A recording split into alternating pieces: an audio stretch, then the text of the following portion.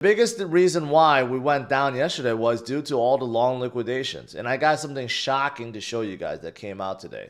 Even though it was reported that, yeah, yesterday we had a ton of long squeezes happening across all major exchanges. I looked it up this morning, okay, and if you tally all that up, we're talking about like 300 plus 350 million of liquidations on the long side, which sucks a lot. But that's the main reason why we went down.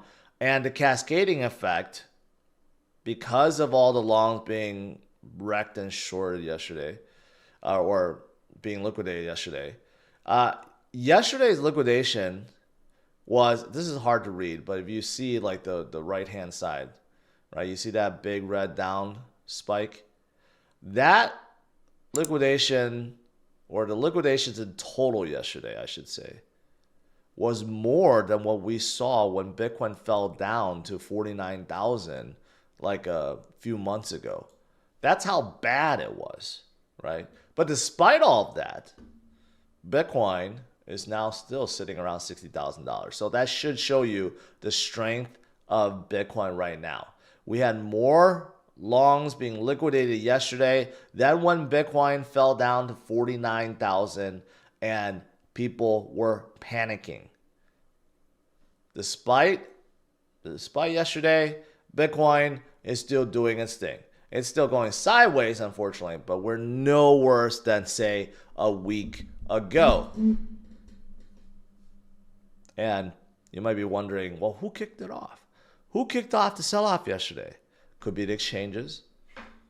Could be Wall Street, because they want to load up dry powder for NVIDIA. Who knows? Who knows?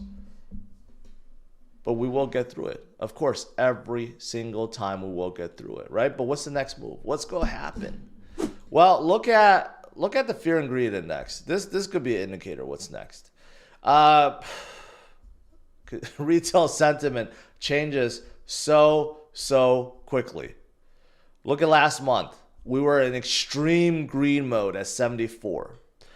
Somehow we turned last week to extreme fear at 26. Yesterday, before the dip, we were in neutral, about 48. Now we're back down to fear level, almost extreme fear level. Now, why is this relevant? Measuring retail fear level, greed level, why is that relevant? Well, because you could actually chart it.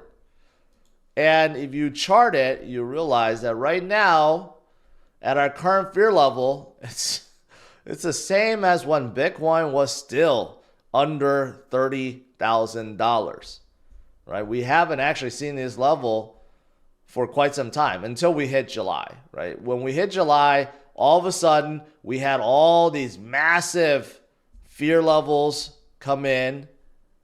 But just to make a point, this is as low as when Bitcoin was still below $30,000.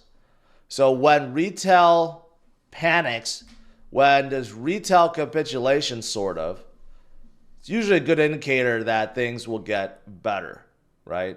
Because the big boys, the whales and the institutions, they come in and start loading up. And they have been doing that already. They have been doing that a lot. But retail, retail's more lettuce hands.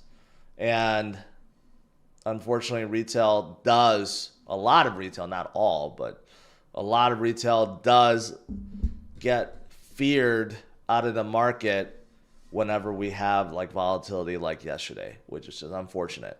But that's why I'm here, hopefully to help you guys calm down. Bitcoin ETFs. This is a measurement of the institutions, right? I showed this last night too. So now we have final numbers. BlackRock is at 0. There's no outflows from BlackRock ever, so that's good. Only one time in its history, and that was a mistake. And Fidelity didn't have anything. But yesterday we also had ARK. ARK's ETF sell off 102 million. They could also be part of this. I don't know why. Cathie Wood sometimes makes irrational sells. We have seen that before. In the last few years, we have seen her sell off, say, Coinbase, dumping Coinbase in favor of Robinhood. We have seen her, say, sell off Coinbase for Tesla. So it makes me wonder. I mean, this is an ETF.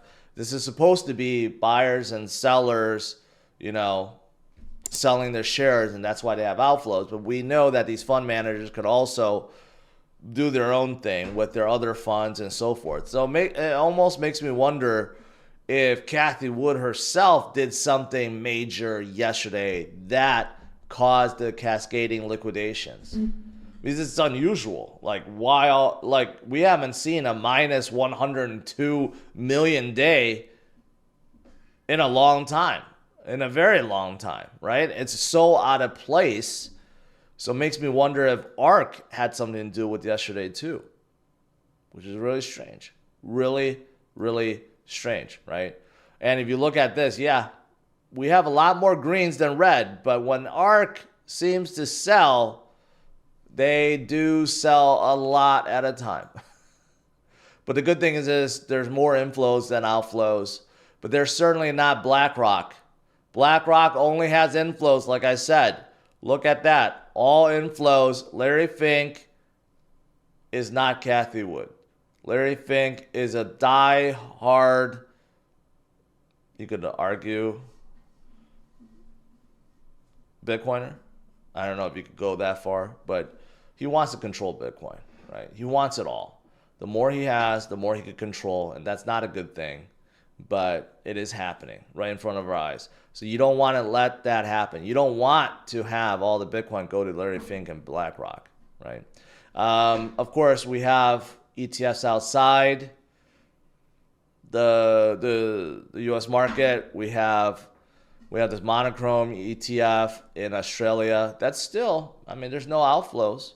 They're slowly adding. It's not nearly as much as the tens of thousands that Wall Street has, but hey, 123, still 11.4 million. They continue to load up a little bit, like one per day, kind of like El Salvador. Hey, El Salvador has more than 300 million in their pockets now. All it takes is DCA. Just DCA and forget everything else. Let the gains come to you. All you had to do is hodl and DCA. Even countries are doing that.